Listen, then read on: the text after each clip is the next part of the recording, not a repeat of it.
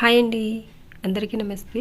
ఈరోజు వీడియోలో టేస్టీగా సింపుల్గా నేను చేసే విధంగా ఒక్కసారి వంకాయ కూరని ఇలా తయారు చేయండి. చాలా టేస్టీగా ఉంటుంది. ఇలా చిన్న వంకాయలు ఉన్నప్పుడు వంకాయలు 4 ముక్కల కింద చేసి ఉంటే చాలా టేస్టీగా ఉంటుందండి. ముందైతే దాన్ని తయారు చేసే విధానం చూసేయండి.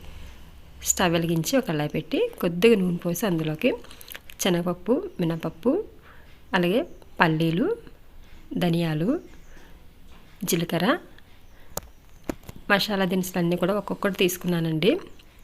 ఇవన్నీ వేసి కొంచెం వేగనివ్వాలి. ఇలా వేగిన తర్వాత 3 ఎండుమిరపకాయలు కూడా వేసేసి దోరగా వేయించుకోవాలి. ఇలా వేగిన వాటిని వేరే ప్లేట్లోకి తీసేసుకోవాలి.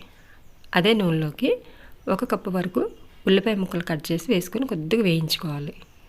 అవి కొంచెం వేగిన తర్వాత వెల్లుల్లిపాయలు అలాగే అల్లం ముక్కలు కూడా వేసి వేయించుకోవాలి.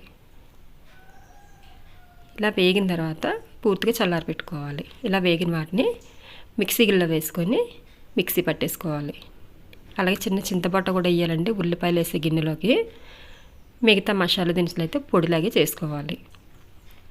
చూస్తున్నారు కదా, వంకాయ ముక్కలు కూడా కట్ చేసి ఉంచానండి. ఇలాగ 4 ముక్కలుగా చేశాను చిన్న వంకాయల్ని. లేదు అనుకుంటే వంకాయల పాలంగా అయినా సరే మీరు 4 ముక్కలుగా అంటే గుత్తి వంకాయ కోస్తాం కదా, అలా కూడా వేసి వేయించేసుకోవచ్చు. చూస్తున్నారు కదా, కలర్ ఇలా వచ్చిన తర్వాత వేరే ప్లేట్లోకి తీసేసుకోవాలి. ఇప్పుడు అదే నూనెలోకి 1 టేబుల్ స్పూను పోపులు వేసుకోవాలి. అవి కొంచెం వేగిన తర్వాత ఒక 2 పచ్చిమిరపకాయలు, చిన్న కరివేపాకు కూడా వేసి వేగిన తర్వాత మనం ముందుగా మిక్సీ చేసి పెట్టుకున్నాం కదా ఉల్లిపాయల ముద్ద, అది కూడా వేసేసి కొంచెం పచ్చిదనం పోయే వరకు వేపుకొని తగినంత ఉప్పు, కారం కూడా వేసుకోవాలి. ఇలా వేగిన తర్వాత మనం ముందుగా వేయించుకున్న వంకాయ ముక్కలు కూడా వేసేసి 2 నిమిషాల పాటు మగ్గించుకోవాలి. ఆ తర్వాత కొద్దిగా నీళ్లు పోసి మూత పెట్టేసి మంటను మీడియంలో పెట్టి ఉడికించుకోవాలి. చూస్తున్నారు కదా, ఇలా దగ్గర పట్టిన తర్వాత మనం ముందుగా మసాలా పొడి తయారు చేసుకున్నాం కదా, ఆ పొడి వేసేసుకొని ఉప్పు, కారం ఒకసారి చెక్ చేసుకుంటే అలాగే లాస్ట్లో కొంచెం కొత్తిమీర వేసేస్తే టేస్టీగా సింపుల్గా వంకాయ కూర అయితే రెడీ అయిపోయినట్టండి.